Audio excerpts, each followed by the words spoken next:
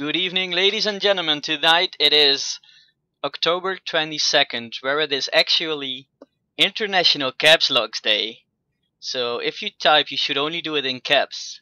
It is also the day that I got my first ticket. Apparently on my first drive to work, I drove through a red light and I got a ticket, and it's hella expensive. But I'm not going to talk about that because today I got someone very special on my stream. I'm honored to have him. So let's start this up. It is Mr. HarryTasker. So there we go. He's not yet in the training room, but hello, Harry. Welcome to my stream. Hey. Awesome. So I always start out with introductions. So could you tell the viewers who you are? Well, my name's HarryTasker. You may or may not have heard of me. I'm a cable player. Been playing this game since beta. Most of my time on cable. Also been playing a little bit of Scarlet Witch and Jean Grey. All right. What other games have you played before Marvel Heroes, actually? Well, it's a pretty extensive list, but the big ones are League of Legends, WoW, Borderlands, Diablo, games like that. Only ones I still play are League and Borderlands. All right. Any achievements you're really proud of there, or? Got my own boots and Marvel. That's about it. All right. So how did you find out about Marvel Heroes? I had friends on Steam who basically hopped around on every single free-to-play game ever, and he was talking about closed beta for this game, so I checked it out, signed up, and just got in the closed beta that they would host on certain weekends. I'd just run up for a few days and they'd reset, and yeah, pretty much how I got into it. Alright, and why did you stay? Well, been a lifetime Marvel fan, and it's just refreshing from the old other action RPGs of just going around killing demons and monsters, things like that. Nice to see a different change of pace in the setting. And the game has a lot of potential outside of some glaring issues. Yeah, I totally agree. You mentioned that you're a big Marvel fan. Is it like you also collected comics, or is it more the movies, or? Comics, mostly X-Men and X-Force series. Alright, so is Cable also your favorite character? Yep, Cable is the character I actually grew up reading most with the X-Force runs.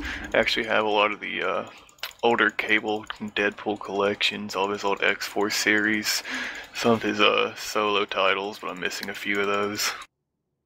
Oh, that's awesome. And Marvel vs. Capcom 2 was more of my inspiration for playing Cable. Was he good there? I haven't played the game myself.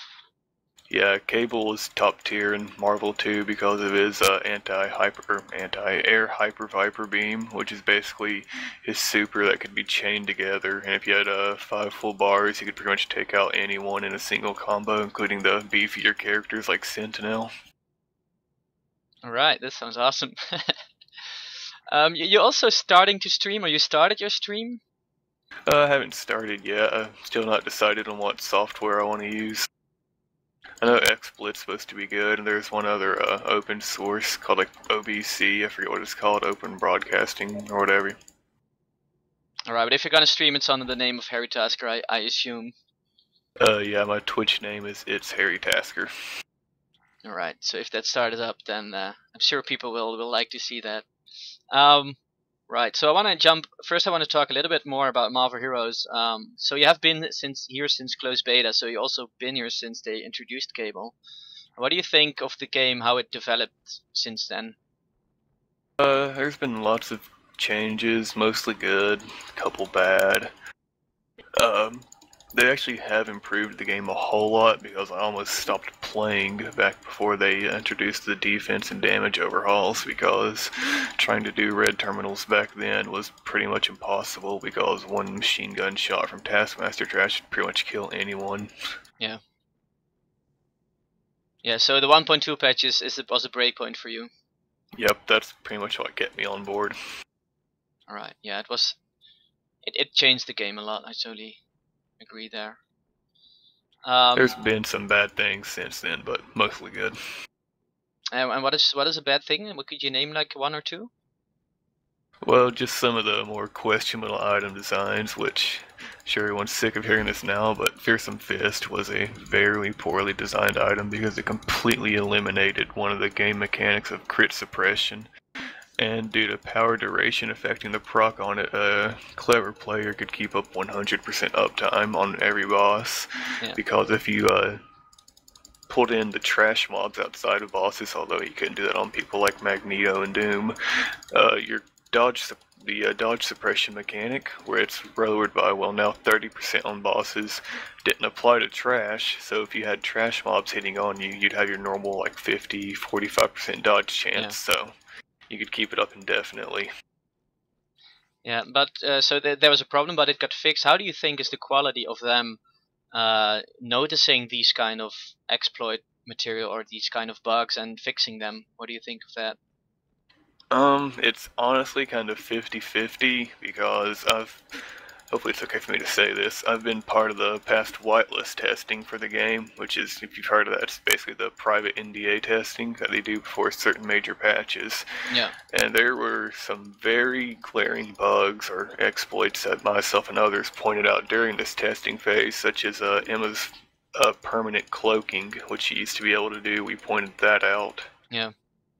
And that was one of the things that ended up going live, as did Fearsome Fist, actually, during the 1.3 testing, I think it was, whenever they changed Fist. Yeah, I can't remember. It was 1.2 when they fixed the fist.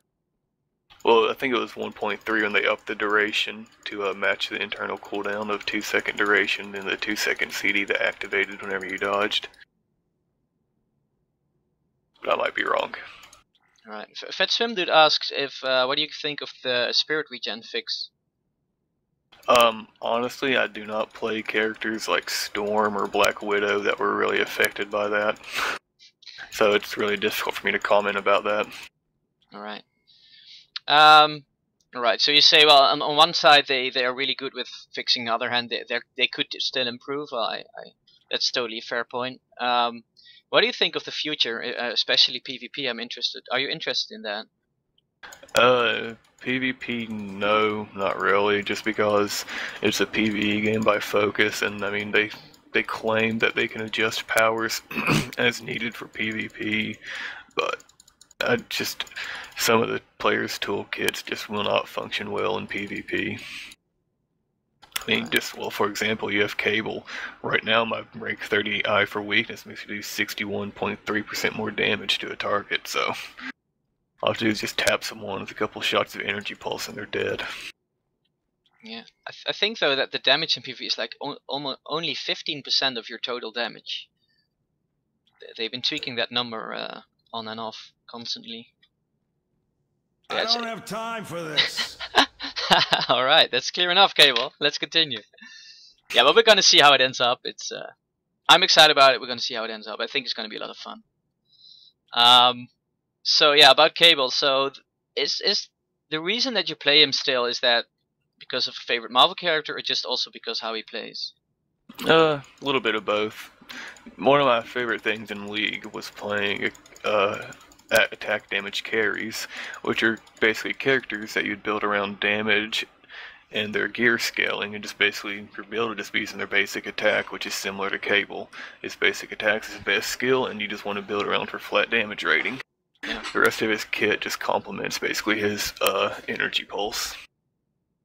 It's a much more, I won't say it's an easier playstyle, because all you have is your basic attack as your biggest source of damage, and I mean, it doesn't hit in an AoE, so kind of specialize in taking one target down at a time. But his playstyle is pretty different from everyone else. Yeah. How do you think his playstyle stands against all the other heroes currently? Because I know he's been listed on the top. He was top 5 or top 1 for a long time. What do you think of that? He is a very strong character, mostly because of the whole reason he's still strong and survived the dot fix patch was the buffs they gave to energy pulse. Because if it wasn't for that skill, his damage would just be bottom tier. There was another user who made a funny suggestion of nerfing Cable's energy pulse down to match Black Widow's snapshot, and his damage under those conditions would be, I think that calculated around 10,000 damage per second, which is lower than which is actually like on par with Colossus and lower than Emma Frost's Omega Telepath spec, which is generally regarded as one of the lowest DPS specs in game. Alright, so he got flamed. Yeah, basically, if it wasn't for some of the energy pulse tweak with the 1.2, Cable would be dead right now. Alright, but do you think that the energy pulse does make him the top tier because it's so strong? Or is there other things to it? Well, it's his kit as a whole that makes him so strong. I mean, the percent vulnerability debuff is pretty much welcomed in any group because, I mean, 61.3% more damage. You know, you basically multiply the amount of people you have in one group. Yeah. Then he has his Bold Aura, which is basically a combination of things. Aggressive Aura and Cap's One Shout, the move speed one. Because it gives you a huge move speed and damage rating boost, which complements, Energy Pulse and Vortex. Which is the other skill that really helps with him is Vortex Grenade, which is this skill, which, by the way, the graphic is actually bigger than the damage hitbox, which I'm hoping they fix. Alright. But has that 75% slow attached to it, which is really useful for kiting bosses and trash around. Well, the other high points of his kit are this skill, Kinetic Repulsion, which is similar to Gene's Kinetic Tempest, except this thing constantly knocks back enemies instead of on the original cast. I have other skills on Cable, such as Telekinetic Shield, which is a defense rating, and then it multiplies your overall defense by a certain percent. Mine is rank 27, and it grants me an additional 1,140 flat rating, and then multiplies my overall defense by 85%. So when I cast it, I'm over 10,000 defense, close to 60% damage mitigation. And that's as a ranged character. Yep. And also as a ranged character, he has this one power called Defensive Roll, which is this. The active portion's not that useful of it because it just gives you flat 33% more dodge during the roll. But it's the passive because a rank 30 of this gives me close to 2,600 dodge rating, which is 39.9% chance to dodge on a ranged character from a passive skill. Yeah, that's pretty insane.